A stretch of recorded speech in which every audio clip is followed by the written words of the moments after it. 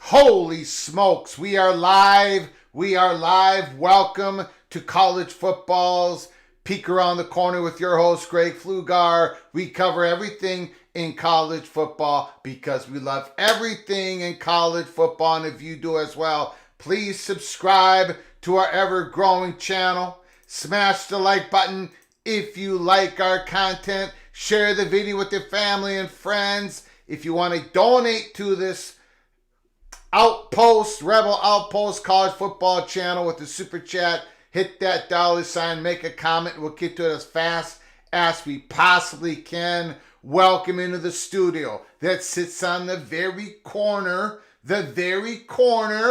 of Keith Jackson Parkway, Kurt Gowdy Avenue. Do not be afraid, PATC community. Do not be afraid to be a legend with your comments in the chat room, with your phone calls later in the show. We've been keeping our powder dry today. There's been people DMing, giving me DMs saying, are you going to go on live again? We're waiting for this story to pop. Jim Harbaugh is going to be the next head coach of the Los Angeles Chargers. We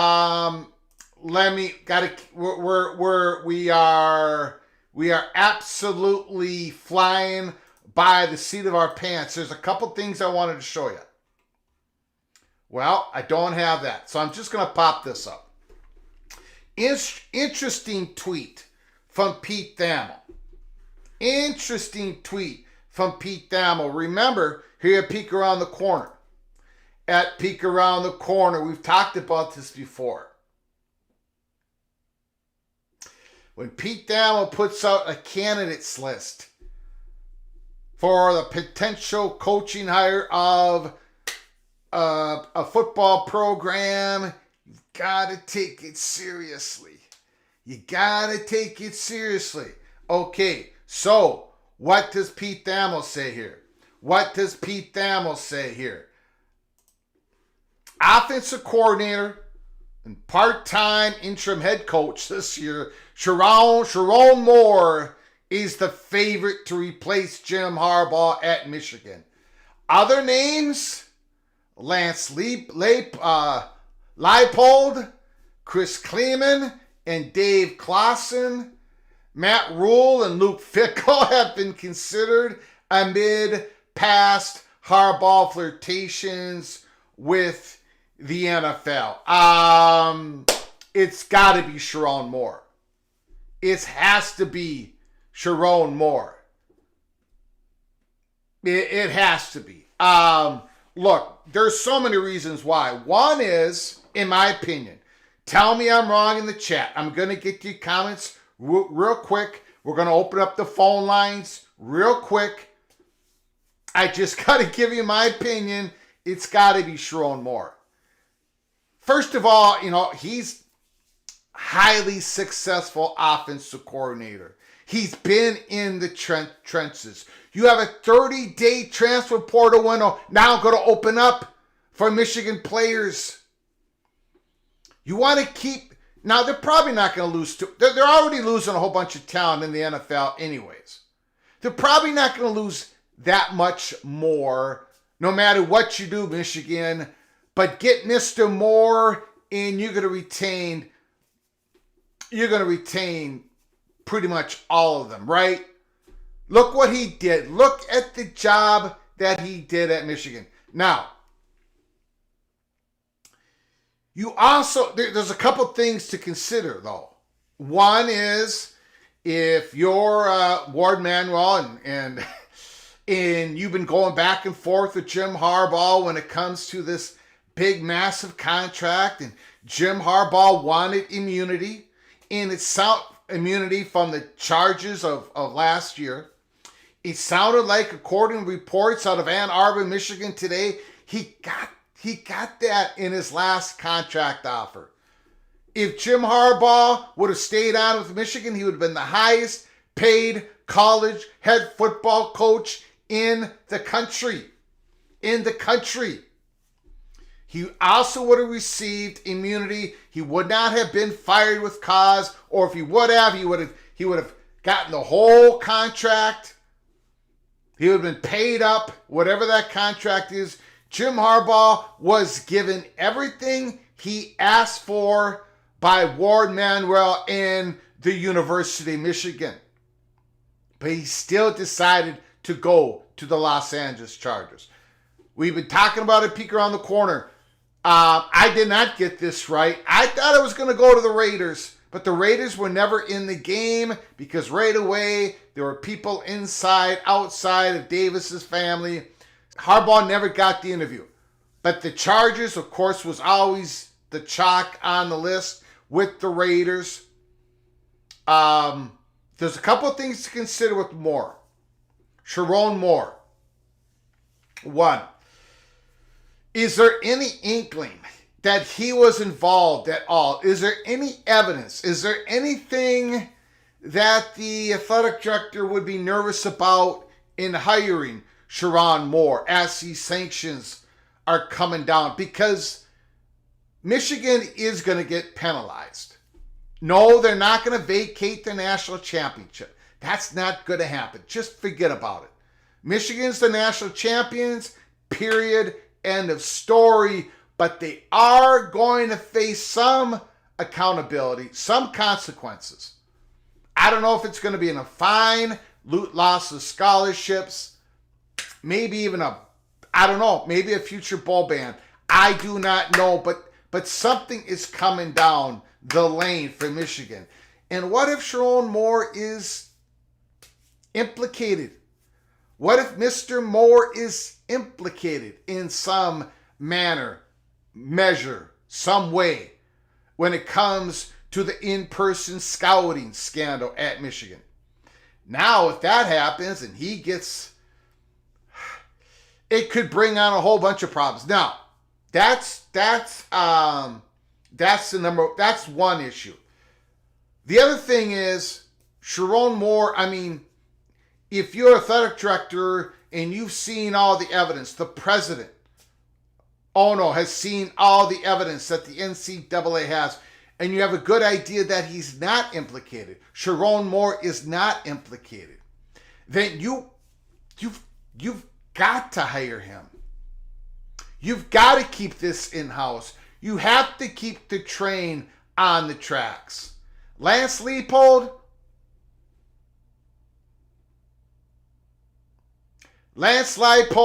Chris Kleiman, Dave Clausen,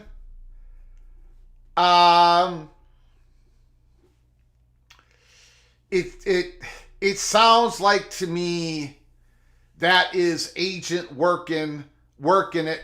Leipold isn't going to get another raise. Chris Kleiman, Dave Clausen, Matt Rule, Luke Fickell, as Pete Thamel stated here, Matt Rule and Luke Fickell have been considered amid past Harbaugh flirtations,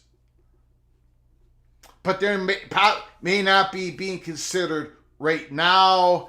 Anyways, take a look at that list. And let me know. Let me know what your chances are of Michigan going outside of Sharon Moore. It's got to be more, in my opinion. And if it is more, we're going to find out about it real soon. This is going to be quick. You've got guys going in the portal. It's got to be quick.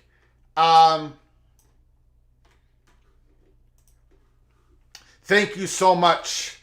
Thank you so very much, Stephen McNeely, for your 5 holy smokes, 5 gifted holy cloak and dagger memberships. Thank you so very much. Once again, sir, you are cloak and dagger knighted. And so are the other 5 that just picked up a membership. Thank you so very much for your incredible generosity, Stephen McNeely. Holy smokes. Okay. Wow. I'm going to get to your comments right now as fast as we can. Harbaugh's protecting his son with that move. Watch his son get a job on the staff. Now, there was a report earlier this morning that Jim Harbaugh's son, Jay Harbaugh, and the defensive coordinator, Minter, is going with Jim Harbaugh. If he went to the Los Angeles Chargers, his son Harbaugh and the defensive coordinator were 2 of the people going with Jim Harbaugh. Big news. Absolutely big news. Maybe Michigan will hire Belichick. Connie McNerney. Look.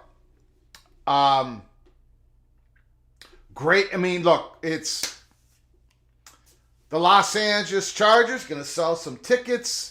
Fan base, I'm sure, all excited. The ownership has a reputation of not spending money where it needs to be when it comes to head coaches, coaching staff, and now they got their guy, Jim Harbaugh. But we are a college football YouTube channel. We talk college football. So Michigan loses their captain, the quarterback, in 1986-87, Jim Harbaugh, the man who led the Michigan Wolverines to a 3-time Big Ten championship, back-to-back Big Ten championship, and a national championship against the Washington Huskies. Holy smokes, Jim Harbaugh is gone. Now, a lot of people are going to say, well, it was because of the sanctions that were coming down, that are going to be coming down on Michigan. It could be part of that. My feeling is he's had this itch for quite a while. Jim Harbaugh never considered himself part of the college football coaching fraternity. He was never Big Ten media days. He felt like he was always the NFL part of the fraternity, even though he hasn't been in the NFL. He's been in the NFL, of course, head coaching. It's very successful, but not as long as his tenure here in college football with Michigan and Stanford. I think he feels most comfortable in the NFL. So when he got the itch, he thought he was going to get the Minnesota Vikings job. He was going for a job this year pretty aggressively. He hired an agent for this particular job to get Jim Harbaugh an NFL coaching job. Everything seemed to be lining up for Harbaugh to become an NFL coach, and I'm not even sure it matters that Michigan won or lost the national championship, that Michigan is going to get sanctions. Jim Harbaugh is going to get sanctions against him in the college football world. I'm not even sure if that even had anything to do with it. Maybe it did. Maybe I'm being naive. But these guys who get the college itch, if they get the opportunity, they're going to scratch it. The moment they're looking for that NFL job and they get the opportunity, they go for it. Matt Rule, when he got the opportunity, he was gone. He was gone. Lou Holtz, Pete Carroll, there's a lot of examples of it. A lot of examples. Now other people are going to disagree with me. That's fine. Sky, early peak member. He knew sanctions were coming by Jimmy. Gopher Tony. The jug. The jug is now ours. Well, we'll see, Tony. We'll see. We saw Daniel, Mr. Hoosier. Mr. Hoosier's in the house. Michigan is rebuilding. The school might have to wait another 30 years for a championship. Wow. Daniel is very, very tough on Michigan. You ever notice that? During the semifinal games, Daniel was saying Michigan's going to lose. Washington versus Michigan. Michigan's going to get crushed. Now he's saying Michigan's going to be rebuilding. They're not going to win another championship for 30 years. That's the Hoosier for you. That is a Hoosier for you in the chat room. I'm going to open up the phone lines. There's no reason for us to waste any more time. Keep your head on a swivel. We're going to be looking for breaking news around this story. 763-260-1333. The number's on the ticker below the screen there. Give us a call. Give us a call here at Peek Around the Corner. Tell us about what you're thinking. Jim Harbaugh. Jim Harbaugh has left Michigan. Ann Arbor, Michigan. He's going to become the new head football coach of the Los Angeles Chargers in the NFL. Holy smokes. Adam Schefter. Breaking news. Jim Harbaugh is leaving Michigan to accept the head coaching job with the Los Angeles Chargers. Sources tell ESPN. The Chargers get their man while the national champions now have a head coach opening. Look, do they really though? Do they really? Does Michigan really have a head coaching opening? Do they really? We're going to hold on, everybody. We're going to put up a poll. Before we get any more information, we're going to put up a poll. Here's Brett McMurphy. Brett McMurphy. Jim Harbaugh returns to the Los Angeles Chargers as a head coach, where he played in 1999 and 2000. His final season there, Harbaugh and Ryan Leaf started at quarterback. Mike Riley was the head coach. Paul Chryst was the tight end coach. And Mike Sanford was the wide receiver coach. And the Chargers went 1-15. 1-15. Okay, let's get serious here. We have lots to cover. We got lots to cover. Hold on. The phone lines are open. The phone lines are open. I'm going to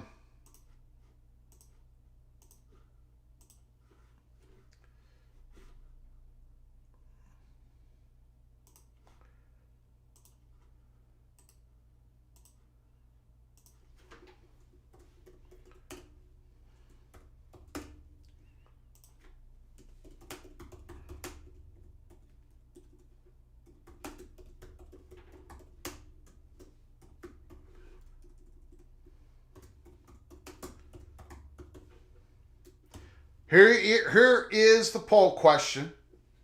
Will offensive coordinator Sharon Moore be named new Michigan head coach? The voting begins now. Call from Rebecca, go Huskies. Rebecca, go Huskies. Can you hold on just 1 second? I can. I apologize. I just put out a poll. Will offensive coordinator, Michigan's current offensive coordinator, Sharon Moore, be named the new Michigan head coach? Yes or no? The voting has begun. Go Huskies, Becky. Thank you for calling, a legendary PATC caller. What are your thoughts about this or anything else that's going on in the college football world in a very busy Wednesday, January 24th? Holy smokes.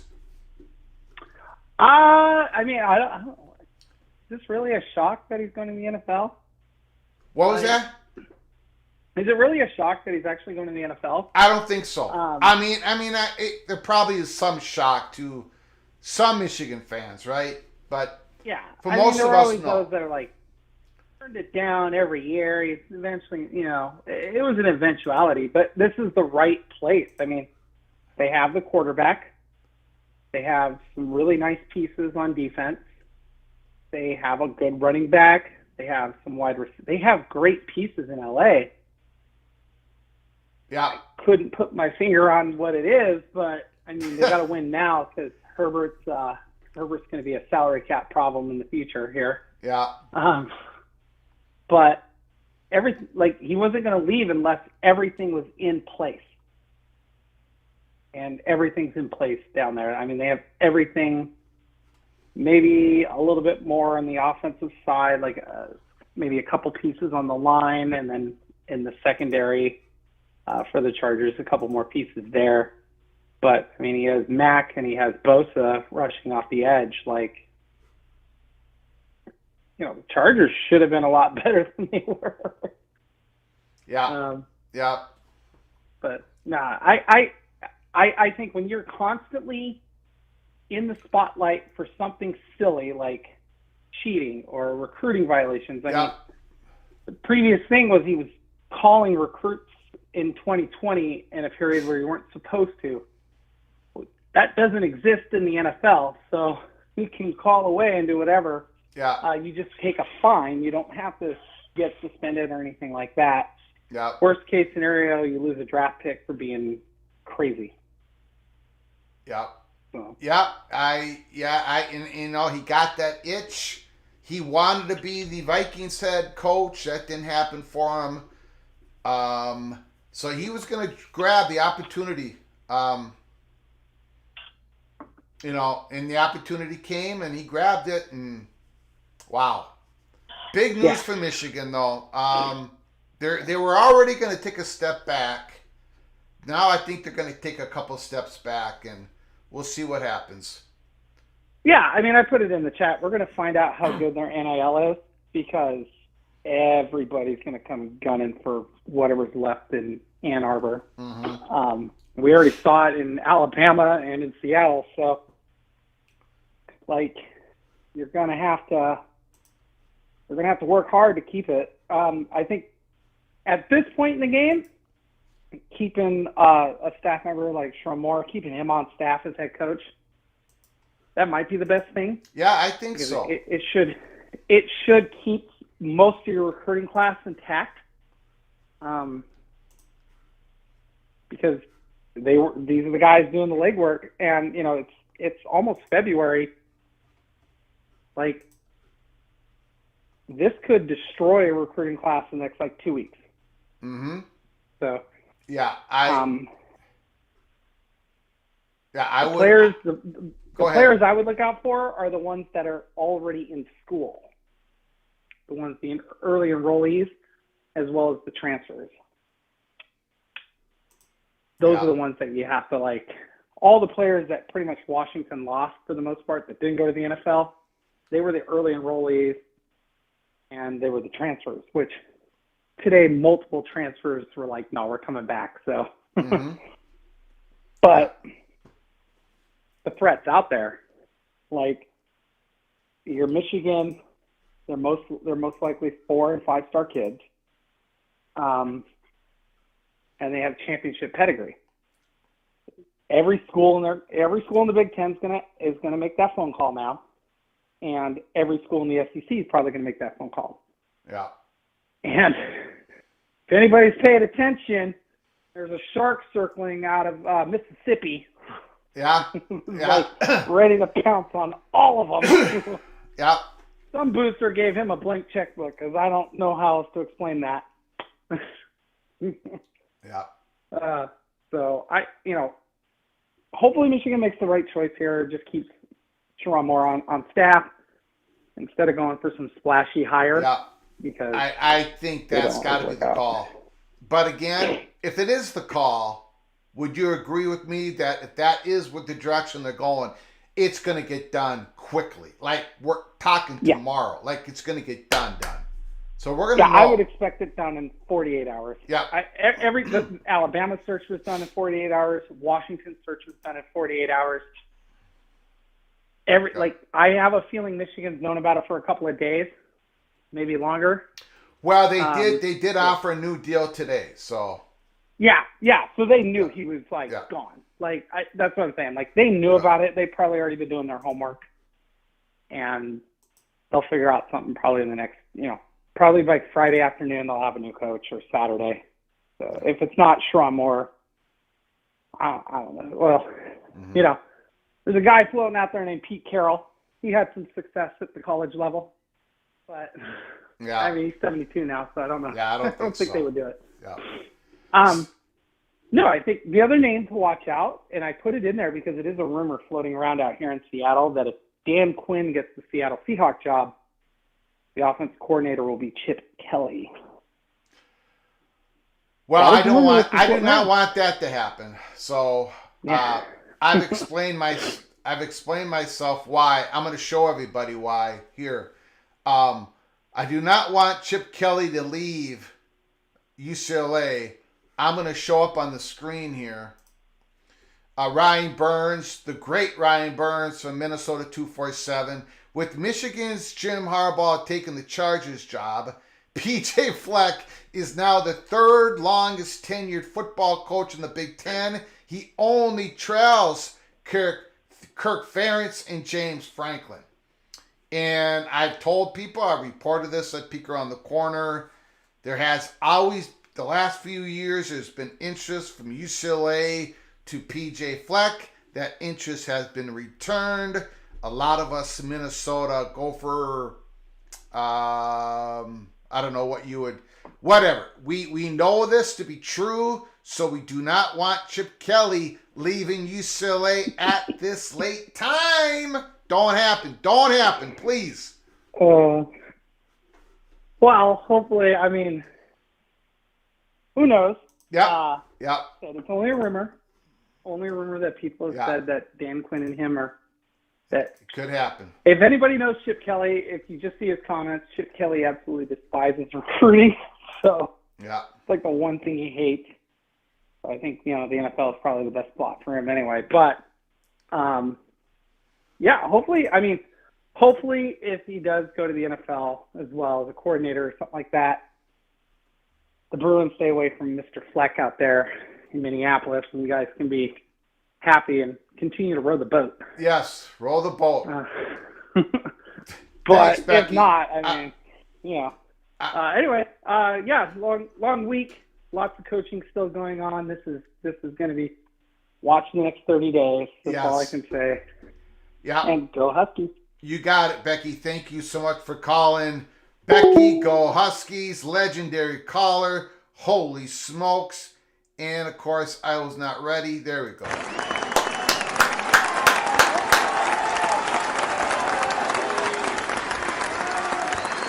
Thank you for the call, Becky. Oh yeah, great. Congratulations to Joe Mauer on being Hall of Fame bound MLB.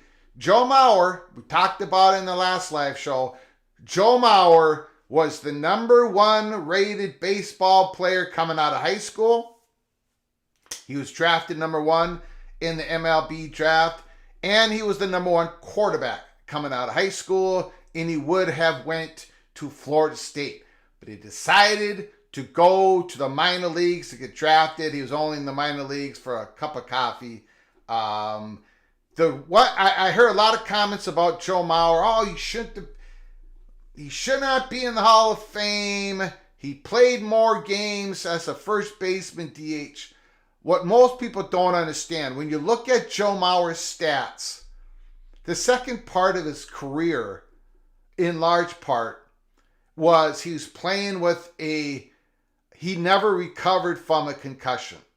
I mean, he couldn't even play the catcher position in the last handful of years because of his head.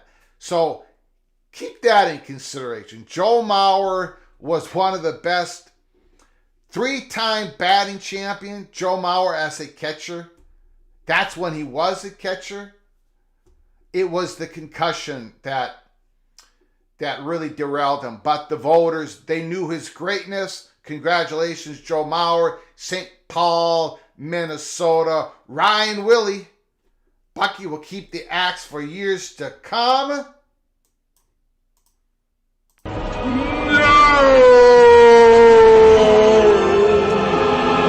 Thank you, Ryan, for the generosity once again. I appreciate it, sir.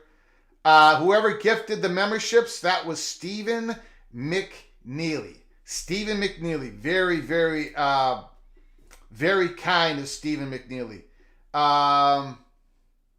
Ichiro will make the Hall of Fame next year. Okay, the lines are open. 763-260-1333. Holy smokes. Look what we got. Look what just happened in the chat once again. The PATC community is going crazy with incredible generosity. Donnie McNerney. We had a McNeely. We have a McNerney. All these Irish. I shouldn't call you Irish. I don't know if you're Irish. I'm Irish. My mother's Irish. I shouldn't be calling you Irish. I apologize. You may not be. I shouldn't be calling you Irish just because you have the word Mick in your last name. McNerney. Stephen McNeely. But either way, I appreciate your incredible generosity. Holy smokes. Donnie McNerney, you are once again, without a question of a doubt, Cloak and Dagger Knighted. Thank you very much. Unbelievable generosity. Holy smokes. Holy smokes. I tell you what, I don't know if people are let's be honest here, ladies and gentlemen. Jim Harbaugh kicked a lot of our tails in the Big Ten. So a lot of Big Ten people are happy to see him leave. Big Ten people were happy to see Michigan not winning the Big Ten championship, not winning the national championship for decades. They loved it. Jim Harbaugh comes in, didn't do it the first 6 years, and then suddenly, bam, bam, bam, 3 Big Ten championships right in a row, then a national championship. A lot of Big Teners out there are saying, see ya, wouldn't want to be ya, let the door hit ya, where the good Lord split ya. So maybe that's why Stephen McNeely and McNerney has come in with the memberships. I don't know. I do not know. Governor Ventura loves the Irish. Does he? I don't know. I'm Irish, so he's Irish. He's related to Patty Oh, furniture. Okay. Okay. All right. McFlugar. No, it's Flugar is German. We are Roni on my mom's side of the family, which was Rooney, but my great grandfather did not add a. He was supposed to have 2 zeros. They went through Ellis Island. Should have went Rooney, not Roney. And my family is related to the Rooneys that own the Pittsburgh Steelers. We're like 4 family trees. We're off a branch onto another branch, a branch over here. We are related, but 4 trees away. Let's put it that way. Okay. Nobody cares. Donovan Edwards planning to enter the portal?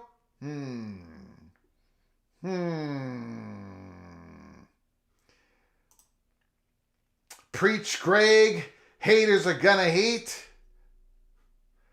I wonder how long he's gonna be at Los Angeles, San Diego. I'm giving it under 5 years. Interesting.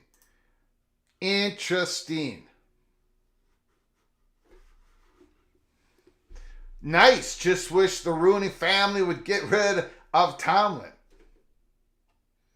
Donovan Edwards can come to Columbus. Donovan Edwards, he had a gigantic national championship game, right? But the rest of the year, he made a few plays here and there, but his yards per rush average, I believe, was under 4 yards per rush for the season. That's not good. Behind that old line, let me know if I'm incorrect on that. I know his yards per rush was really low. I could be wrong. I could be way off on that, but I think it was under 4 yards per rush. It was low. He struggled. Maybe he was nicked up a little bit.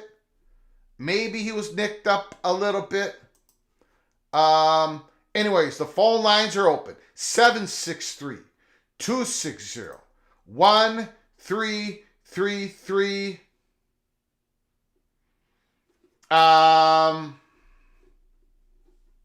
Bruce Feldman from The Athletic. Is reporting that The Athletic expects Sharon Moore to become the Wolverines' new head coach. By the way, your poll was 70%. 70% of the PATC community, 70% voted that Sharon Moore would become the next head coach in Michigan. I agree with the 70%. Bruce Feldman is also reporting from The Athletic that the University of Michigan strength coach played a huge role in the Wolverines. His expectation is he will also go to the San Diego Chargers. Call from Anthony Manzano. Anthony, thanks for calling. The floor is yours. What do you think, sir? Honestly, I'm not shocked, to be honest. Yeah. Because I like Harbaugh, but I think his personality fits more the pros than the college. I think he's a college pro coach, in my honest opinion. I think he does well in college, but his personality is way too abrasive for college. Like that on top of you thing all the time doesn't really work in college. Like that wears thin with players sometimes too. So I think his personality fits.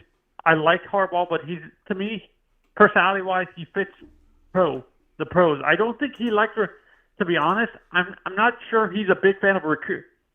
Not every coach wants to recruit 24 hours a day and stuff. I don't think Harbaugh liked that aspect of college coaching. I think he did it because he had to, but I don't think he's a big fan of recruiting every month of the year and stuff like that. Mm-hmm.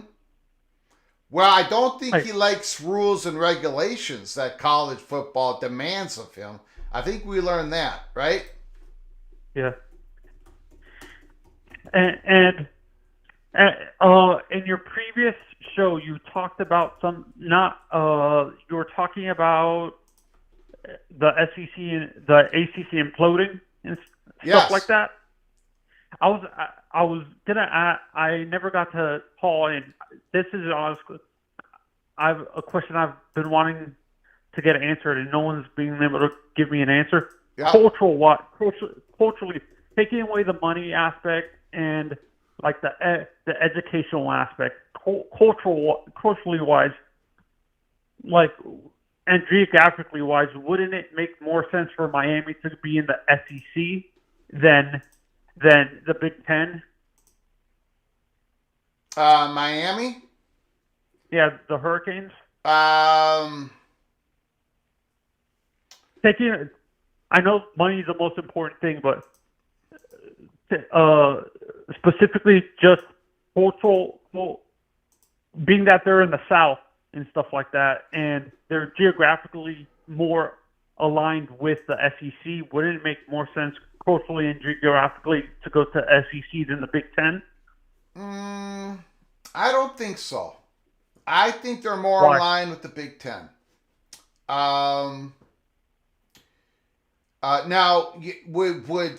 I think it would be important for Miami to have a Southern traveling partner, and I think they would. I think that's a no-brainer. I think it'd be Miami, Florida State, or Miami some other combination. If we're just talking about Miami here, I don't think they're Big Ten's number one target. I think Florida State and North Carolina are. But there's only one private school in the SEC. The Big Ten now has USC. Of course, they have Northwestern. I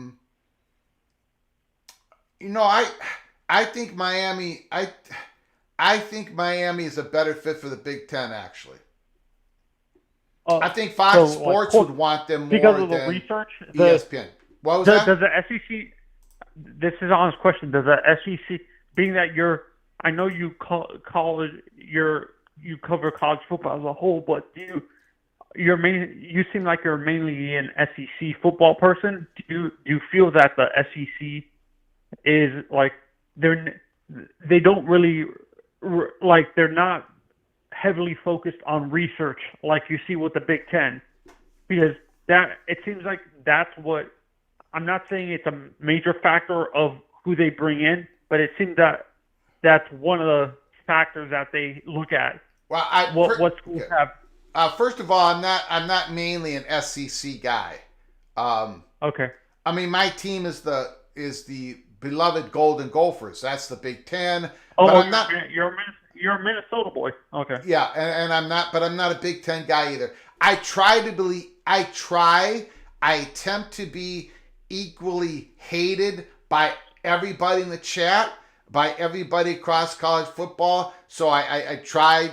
I don't think I favor. I think I try to shoot it to you guys straight.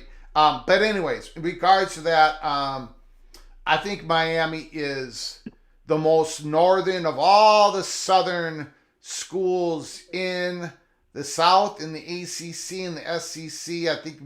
I think Miami is a better fit for the Big Ten. I think they would be valued more by Fox Sports than ESPN because ESPN already has a whole lot of good stuff going down there. So hopefully that answers your question.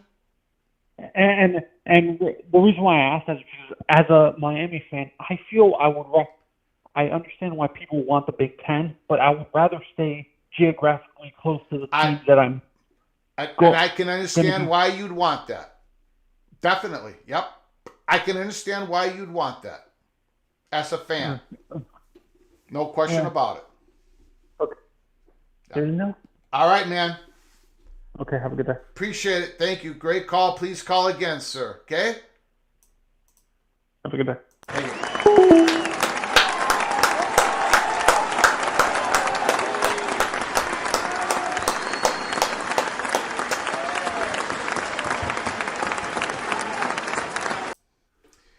Florida is geographically south, but not culturally.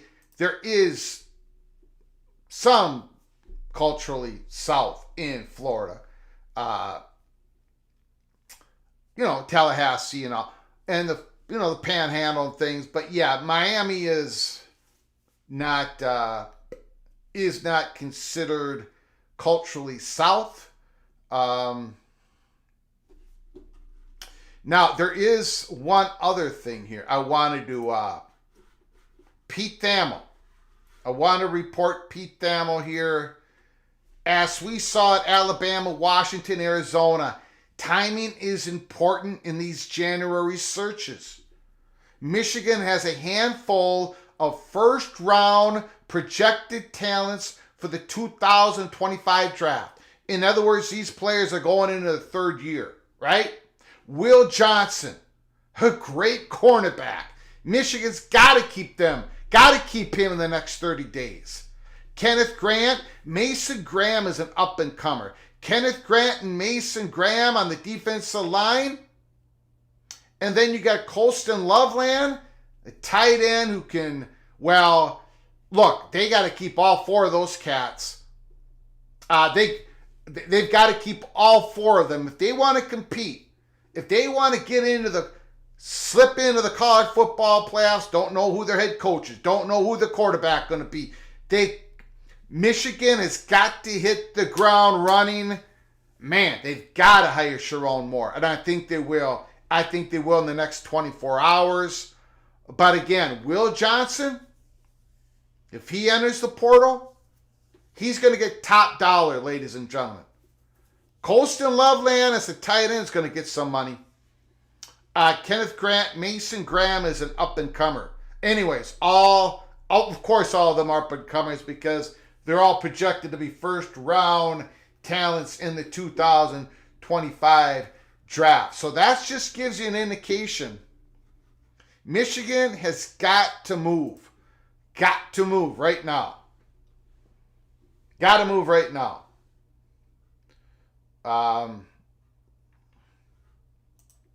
Don't overlook that North Carolina could prefer the Big Ten culturally. Yes, the faculties, a lot of the alumni, yes. North Carolina, yes. Chapel Hill, that area, yes. But the political powers to have North Carolina culturally lean into the SEC. And everyone's keeping a close eye on that. But the interim president, we've talked about it over and over again. And then you got North Carolina State. Big news today. We've covered it in our first live show. Big news today. North Carolina Board of Governors, they voted on, they're going to get more power. The UNC President Peter Hans and the North Carolina Board of Governors are going to have more power over if North Carolina wants to change their conference affiliation. If North Carolina Tar Heels, if the ACC implodes, North Carolina is going to have to go up in front of the UNC system president, Peter Hans, and the Board of Governors with a financial plan, and the Board of Governors are going to vote on it. And it's going to be yes or no if North Carolina can change their conference affiliation.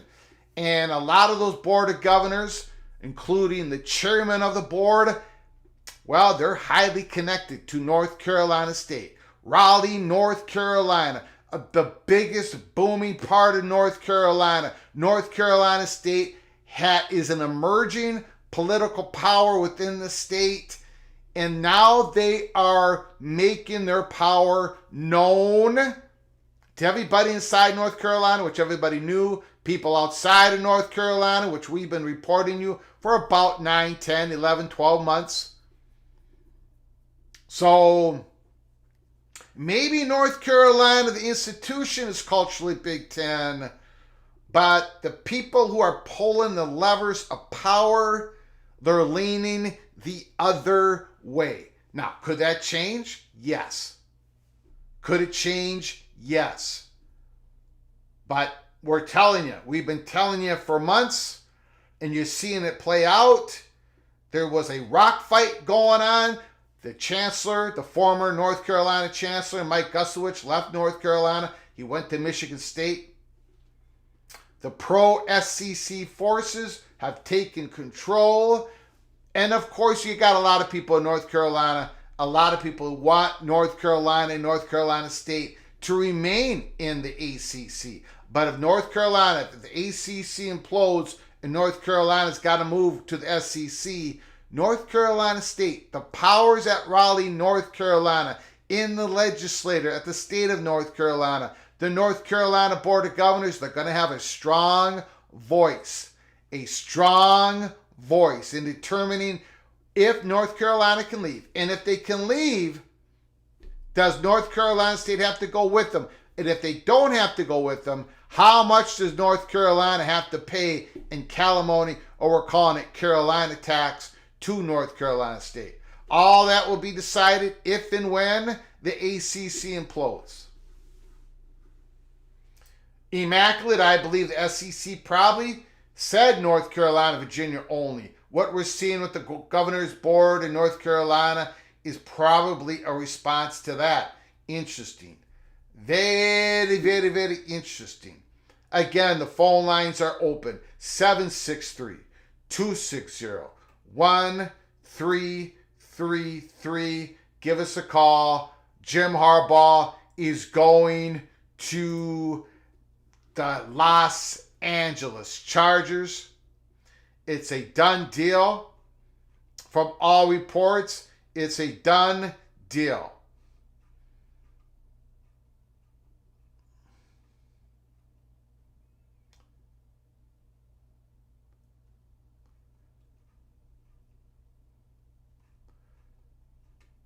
We're looking at more reports here.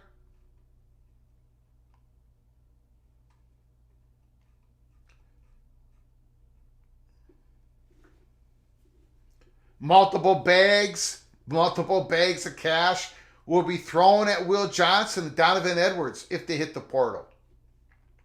I don't know about Donovan Edwards, but Will Johnson, yes.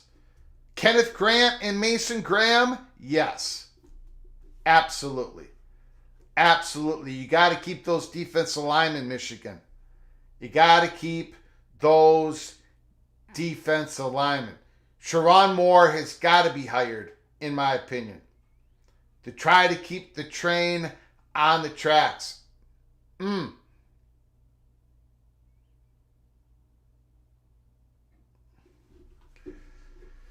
There is some news.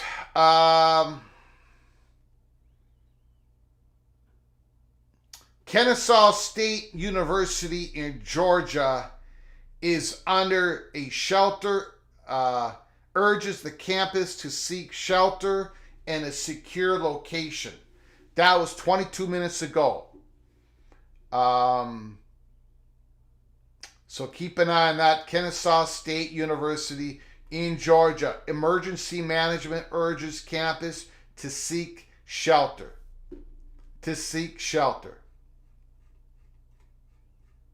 We'll keep an eye on that. The portal window is now open for 30 days. 30 days. Here it is. There it is. The NCAA transfer portal. Michigan players are able to enter the transfer portal for the next 30 days. Will Johnson. Holy smokes.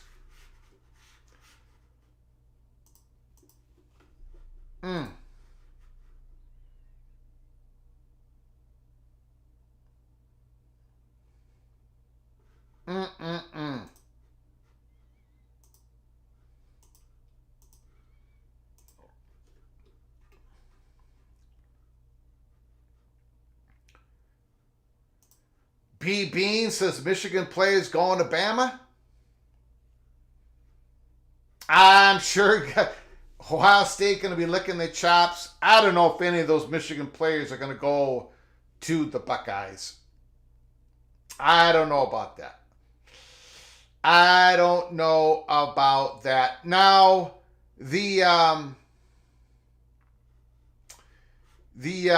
I thought the ACC did a pretty good job with their scheduling for 2024. I thought it was pretty well balanced. We did not do a live show on that. We were going to, but we had so much big news breaking early in the day about Florida State Board of Trustees.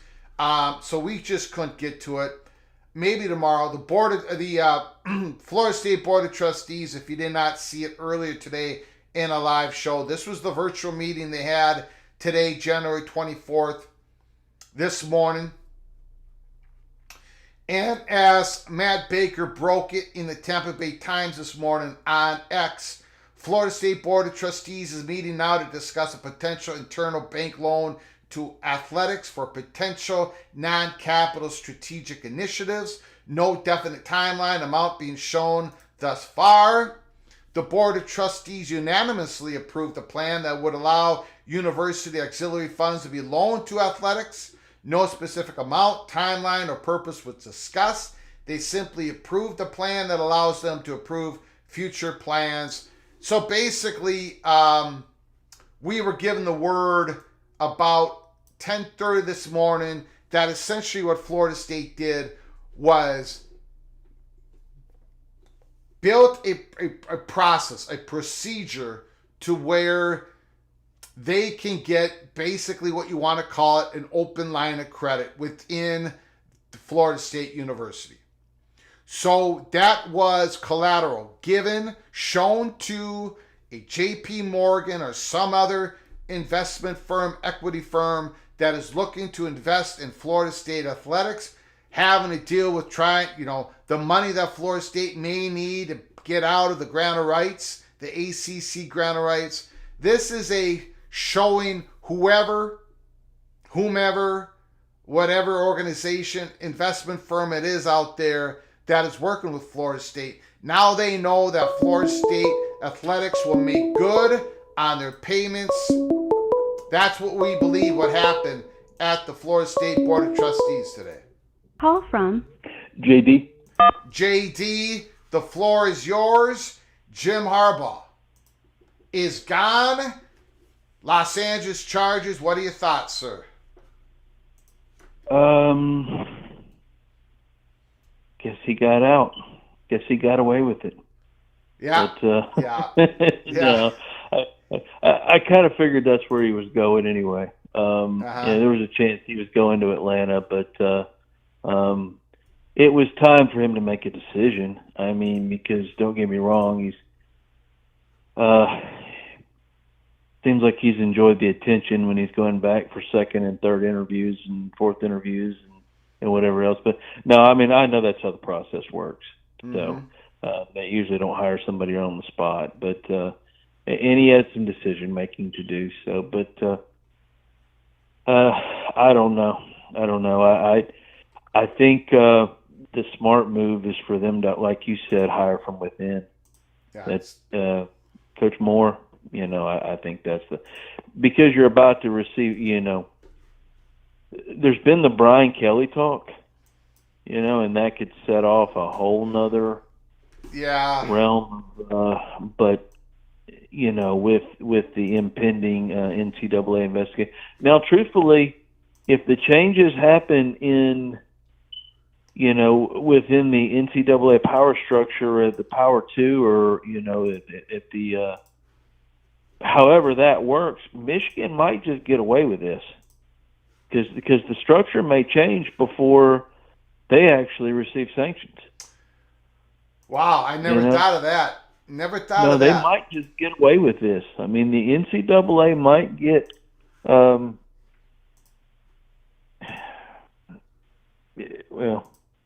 neutered, I guess is the way that I phrased it before, and it's just there's a good chance they're going to get away with it all. And because somebody I saw online made a good point today, they can't take the national championship away from them because the college football playoff's a separate entity. They don't have any authorization, to take that away. So, and again, they won the playoff.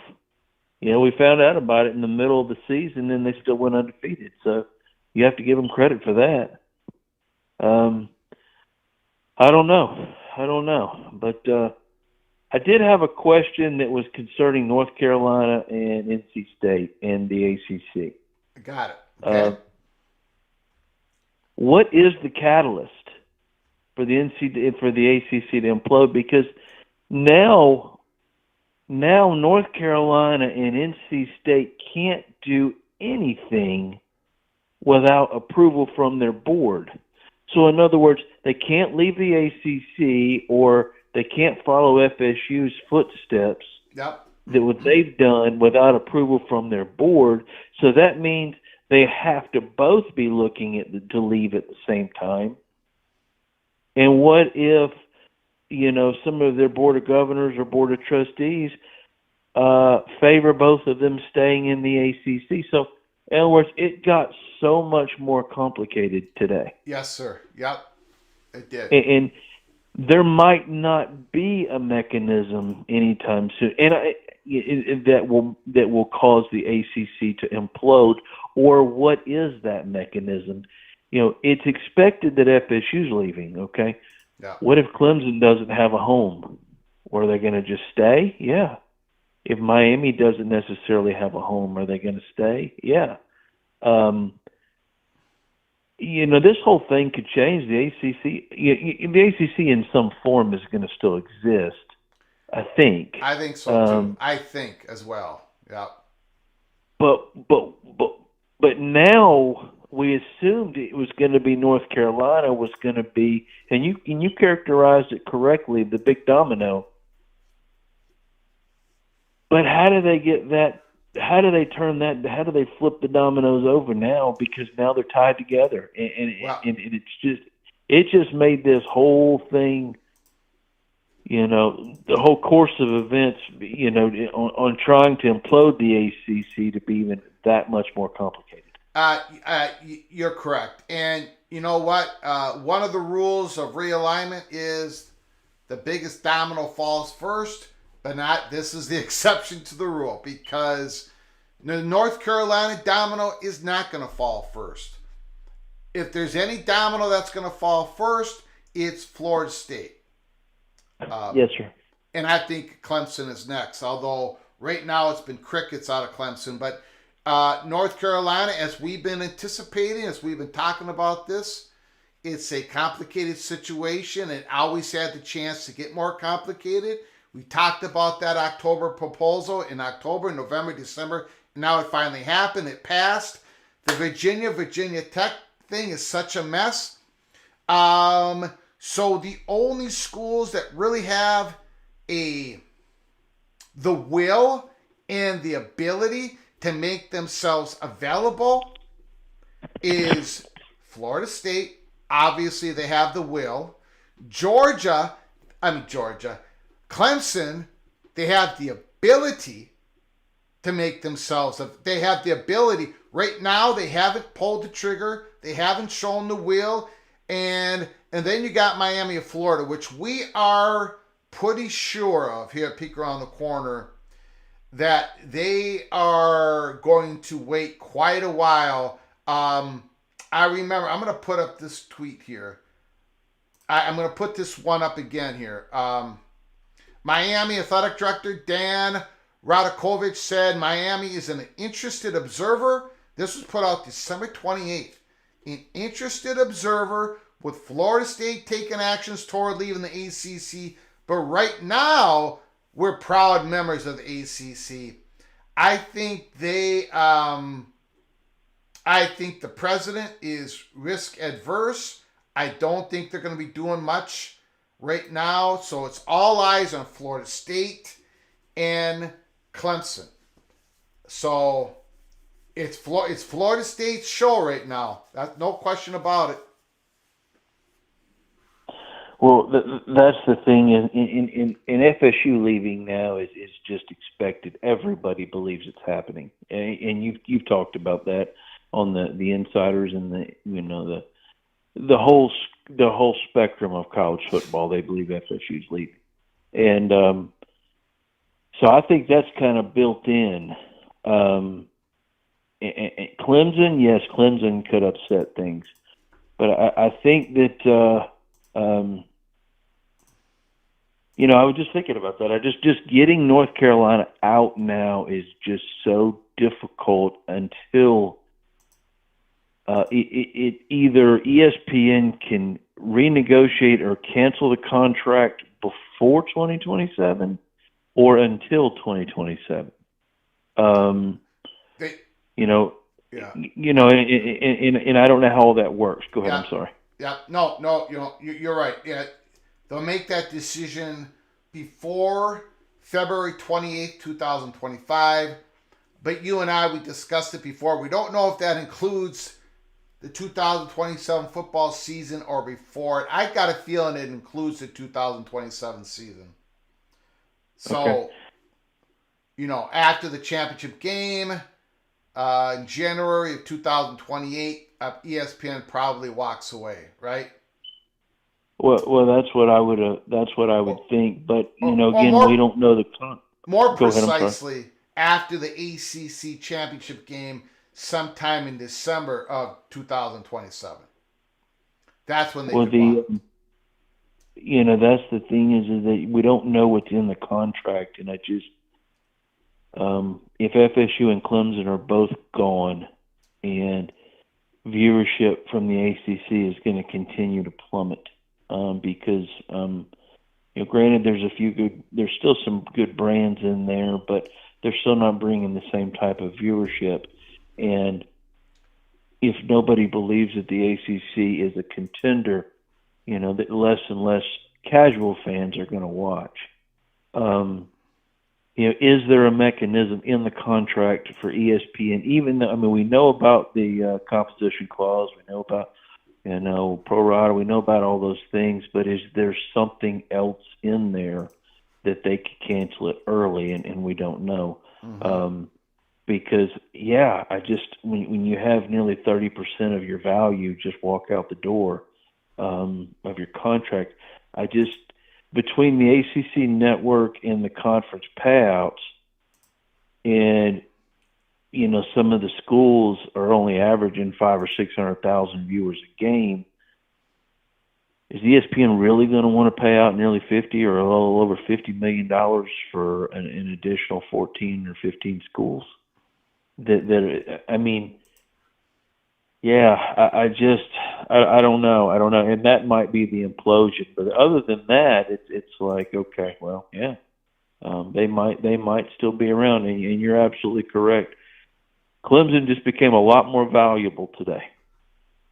Unless the conferences aren't as keen on just the Power Two, aren't as keen on adding members as just adding specific members, Mm-hmm.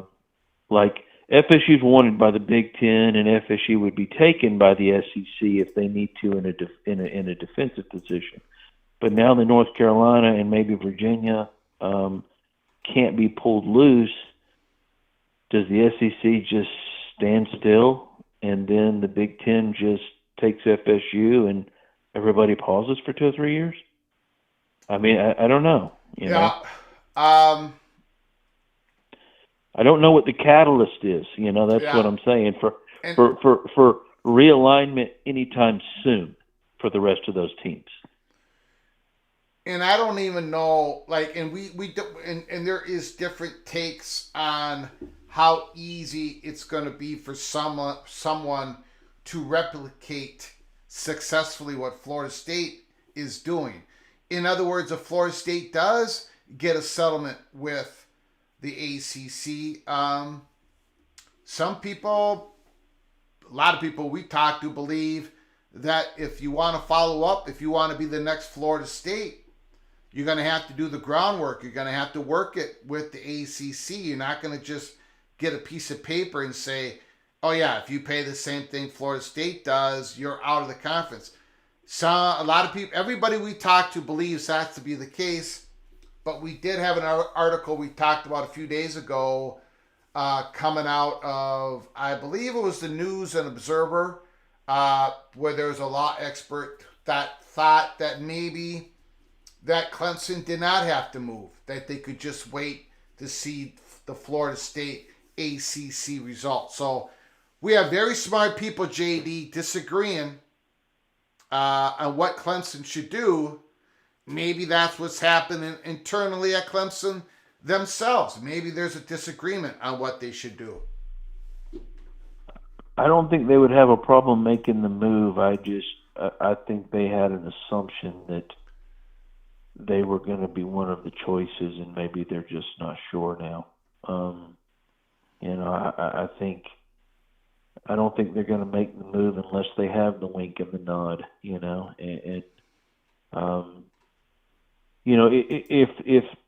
If the Big Ten had planned to go past 20, that's the thing that's really caught my.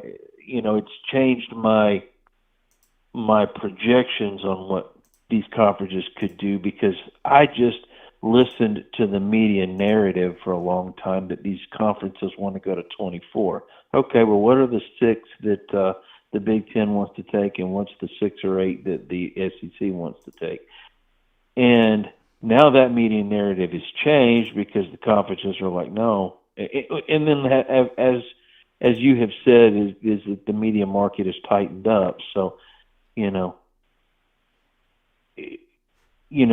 was assumed Clemson was going to be one of those teams somewhere in there. So who gets to take them? But now again, the 2 that the Big Ten might choose, it may not be FSU and Clemson. It might be FSU and Miami, but Miami's not going to be available for a while, or the others, and then the SEC's like, we take Clemson in a defensive move, but we don't need to. Mm-hmm. Nobody's after him. The other one's not after him. So I just think that maybe, I'm not necessarily saying the brakes are getting hit on realignment, but it's amazing how one vote today could have really put the brakes on a lot of moves. Yeah. Throughout the ACC. It's just a ripple effect. Yeah. Just imagine if North Carolina State would have held their vote to not have SMU, California, and Stanford to join the ACC, what would that have done to Stanford and California? SMU would still be in the AAC.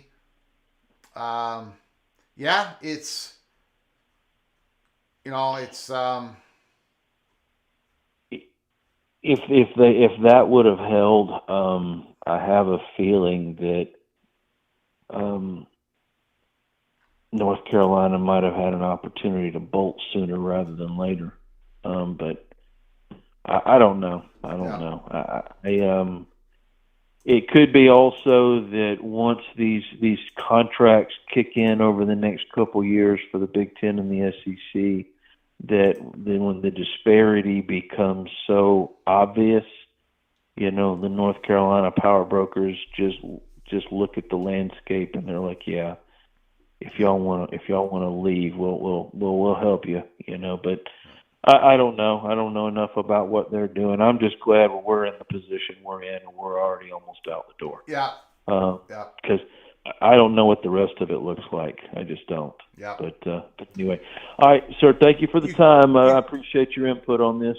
You got it, buddy. Thank you, JD, Mr. Seminole. Appreciate you calling. Call again, Have a great sir. night. All right. Good night. Bye. Great call by JD. If you're new to the channel, or if you haven't done so yet, please subscribe to the channel. Smash the like button if you like our content.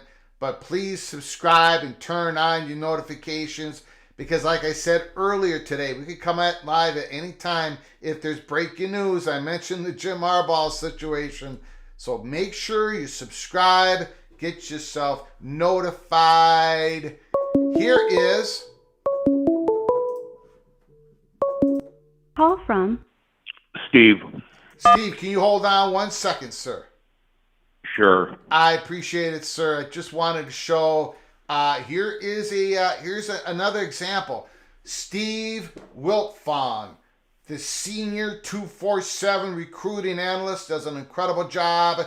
Michigan quarterback, commit Curtis Smith is excited about the possibility of Sharon Moore as the next Wolverines head coach. Quote, he's very down-to-earth dude that's very passionate about his players and team and winning. He loves it. It's hard not to want to love it for him. Just another example. I think it's got to be Sharon Moore. Thank you for your patience, Steve. Mr. Bearcat, the floor is yours. Well, I'm kind of on board the Moore thing too. I think to try to hold everything together, and I don't know that it's going to be that difficult to hold everything together at Michigan right now, for the reasons you've stated and a lot of other people have stated. Other than what happens with the NCAA, that's definitely going to have something to do with it. And I'm not sure that the best thing for Michigan, or I am sure the best thing for Michigan is to keep Moore making the head coach and not mess around, gone to other coaches and say, hey, you want to come here, but there's things looming.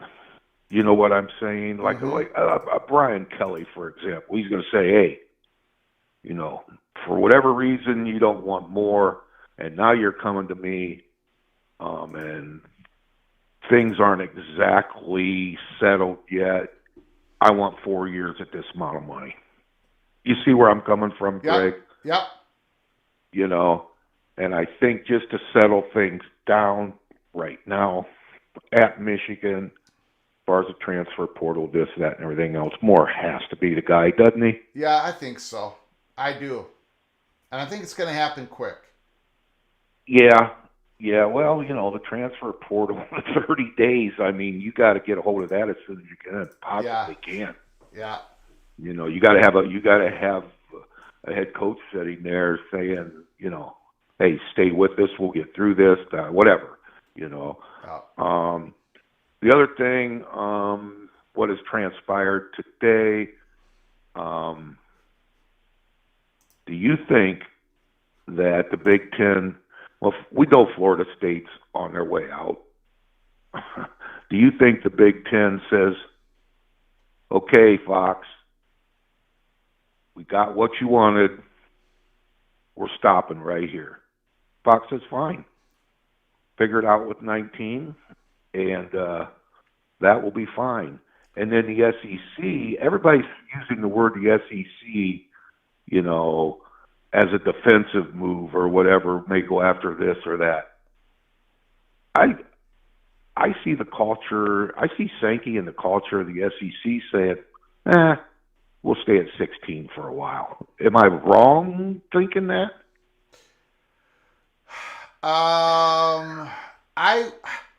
I think that's a logical take. That it could ultimately be correct. The only thing I would, months ago, before people really, we were told a lot of different stuff about the SEC in North Carolina and what was going on at North Carolina. So we believe that the SEC has an offensive approach when it comes to North Carolina. The SEC wants North Carolina. Now, if they can't get North Carolina, and if North Carolina cannot leave, or the ACC's not imploding because the Florida State loses their court case, the judges in both Mecklenburg County and Leon County says the gore is valid, there's nothing you can do, whatever. Then, they'll be happy with what they have, 16 teams, 16 schools. But I really think if something should happen, if Florida State's able to crack open that gore, get a settlement, SEC is going to be on the offense for North Carolina because we've been told it 1,000 times here at Peek Around the Corner. But overall, I get what you're saying. I get your take on it.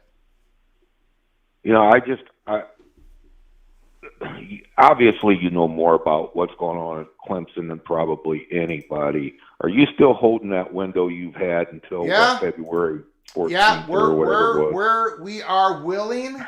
It looks like right now, it looks like we're taking the L on that, Steve. The window's open to February 6th. I'm sorry, February 6th. Okay. If they don't, yeah, January 20th to February 6th.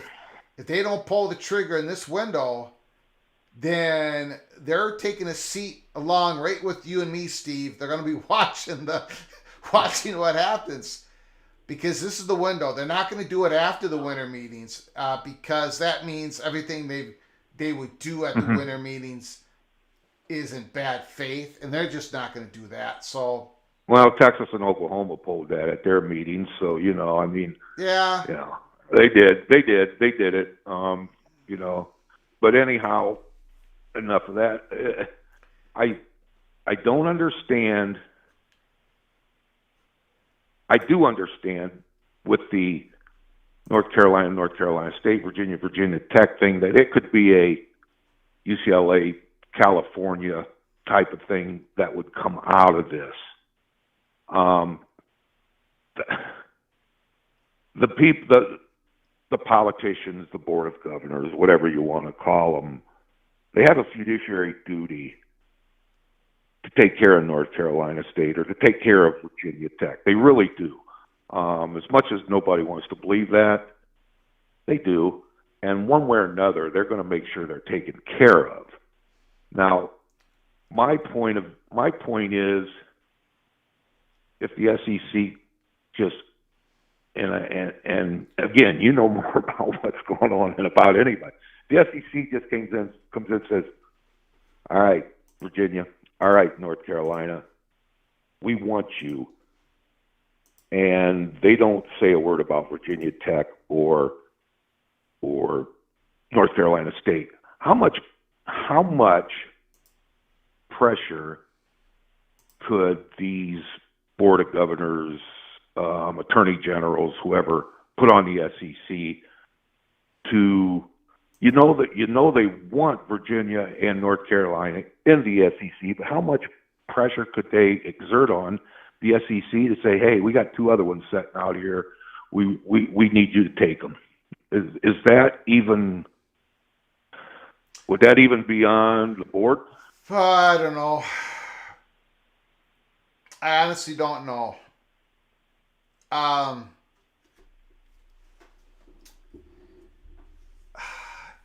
The problem with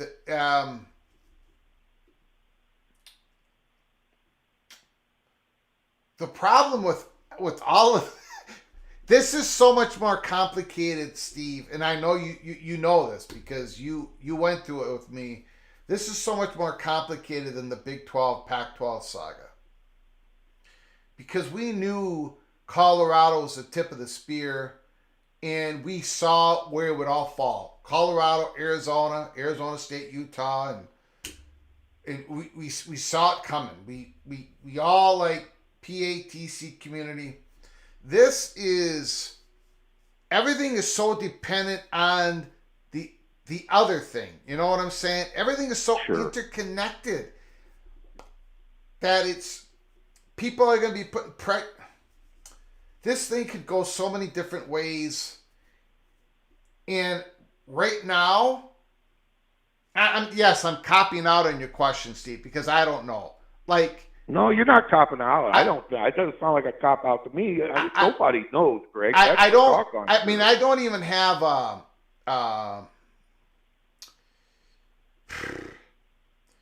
we got the courts involved in Mecklenburg County and Leon County. Shoot, man, both those, the judge in Mecklenburg County could look at this and say, why is this in my court? This should be in Leon County court, right? Yep. And now that changes everything. That changes. Then Clemson might jump on in, and then pressure changes, and I don't know. It's we're sitting on a tinderbox, though, Steve. Yeah, my last point and question is Florida State goes. 2025, the ACC comes and says, well, you guys lost your biggest football brand, and we've got this little option in this TV deal in the clause, Yeah. and you guys are going to take a little bit of a hit here.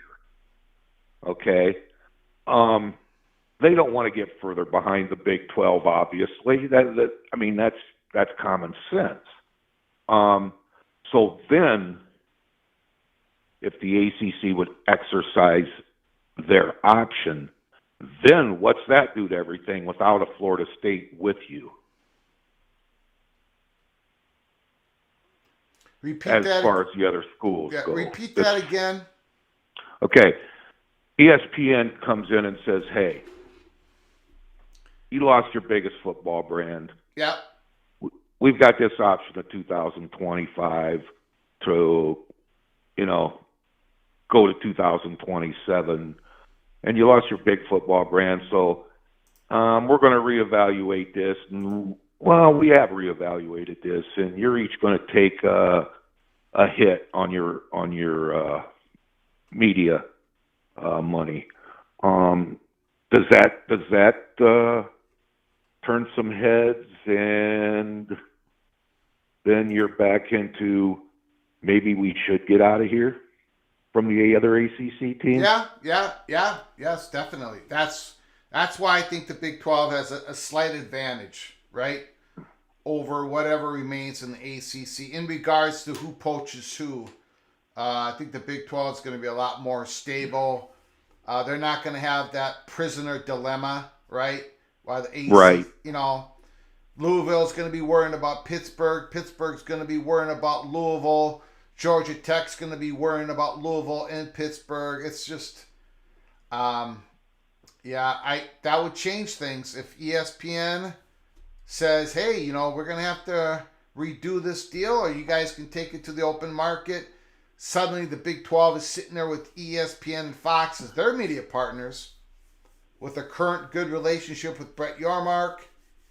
Brett Yormark is sitting there. Let's see here. We got West Virginia, Cincinnati. Let's bring on Pittsburgh and Louisville. And that's pretty simple there, right? And, in the real world, it might be not be that simple, but looking at everything, that's pretty simple, right?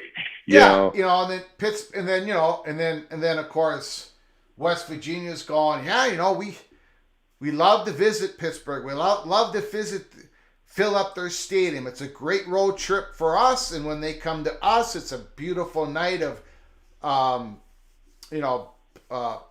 backyard football. And then you got Louisville and Cincinnati. You can fill up each other's stadiums. It's a great road trip for either one. It's just, I think the advantage, if that happens, if ESPN says, well, let's see here, I think it's advantage Big 12.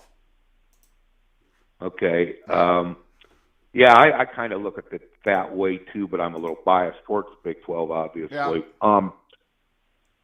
I think I've run out of questions and statements for you, Greg. I appreciate the conversation. Have a great night. You got it, buddy. I appreciate the call, Steven. Mr. Bearcat, call again, sir. Thanks. You got it. Thanks, buddy.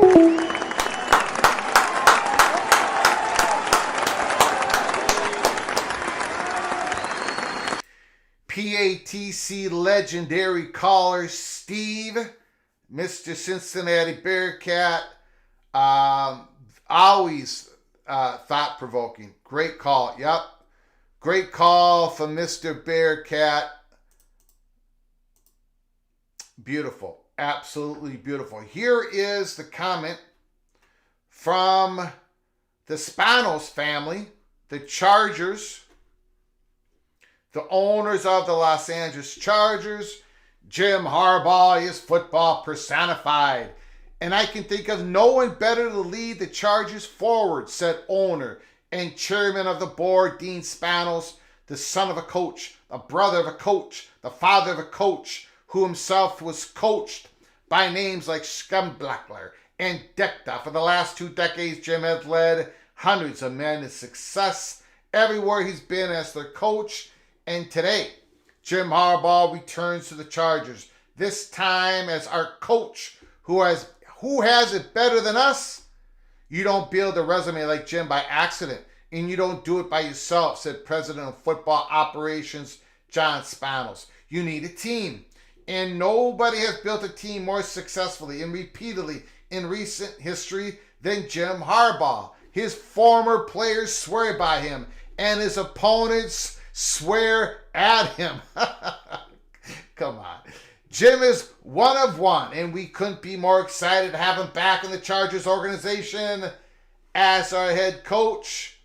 The Spanos family, holy smokes. Holy smokes. Dean Spanos, the chairman of the board. Man, oh man. The Chargers got their guy. The Chargers got their guy. Here is an incredible. This is an incredible tweet by David Hale.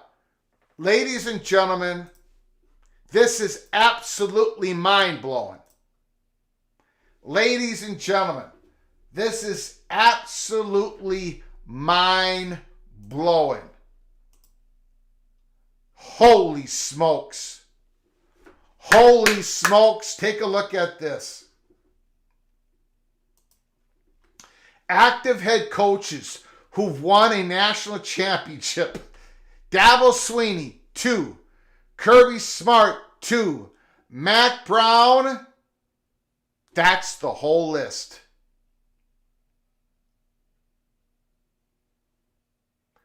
There's no Urban Meyer. There's no Nick Saban. There's not even a Jim Harbaugh who just won his national championship. The active head coaches in the 133 FBS coaches, the active head coaches who've won a national championship is Dabo Swinney with 2 of them, Kirby Smart with 2 of them, Mac Brown. There's only 3. 3 head coaches. Are you kidding me? In all of college football currently who have ever won a national championship. Holy smoke. Oh my God. Oh my God. Wow. Wow. Wow, that is wild. Mac Brown. Holy smokes. Bo Schembechler. I might have said scum. I don't know. It's a hard word for me to say. I screw it up. No offense to anybody. No offense. No offense. Bob's Reality, thanks you for coming on in. End of an era. There's only 3 coaches in all of college football who've won a national championship. And Mac Brown, yeah, he's probably on his last year. Mac Brown, North Carolina Tar Heels, Tony. They're coming in to Huntington Bank Stadium August 31st, Thursday night, under the lights to play our beloved Golden Gophers. You better bring it, Tar Heels. You better bring it. Okay. We are going to sign off. We've been on the air for an hour and a half. This is our second live show of today. We were going to take the night off, and then suddenly, bam, Jim Harbaugh. And we had our screen, we had everything set up because we were hearing that it could happen at any moment this evening. So we were ready to go. I want to thank you all for joining us. Jim Harbaugh leaving the Michigan Wolverines. 70% of the PATC community believes they think that Sharon Moore, the offensive coordinator, is going to be the new head coach of the Michigan Wolverines. I agree. It's got to be Sharon Moore. It has to be. To keep this team together, to keep the train on the tracks. The man deserves the job. Get him the job, Ward Manuel, and it's got to happen quick. It's got to happen quick. Got to keep those Got to keep Will Johnson. Got to keep Loveland. Got to keep those defensive linemen in-house. Got to keep them on the team for 2024. I want to thank you all. If you're new to the channel, please subscribe to the channel before you leave. Smash the like button if you liked our content. I want to thank the gift memberships. Holy smokes. From McNeely and McKerney.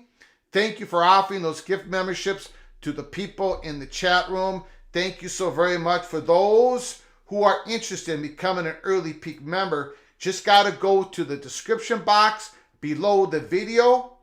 There is a join. Hit the join button and you will be getting early Cloak and Dagger Early Peak episodes. We're going to be dropping one tomorrow morning, early in the morning.